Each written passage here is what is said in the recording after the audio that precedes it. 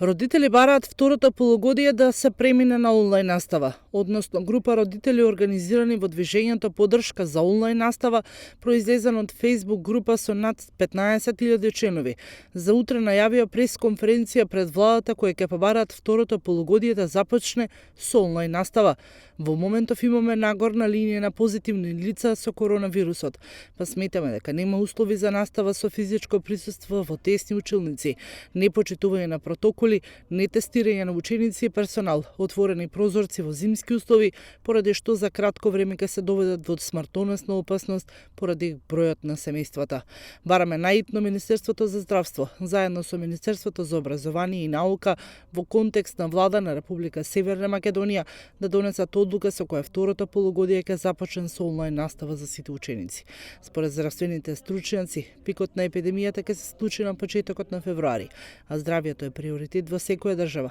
посебно за здравјето на децата, хронично болните и повозрастните кои ќе се чести жртви на оваа болест, велат од движењето.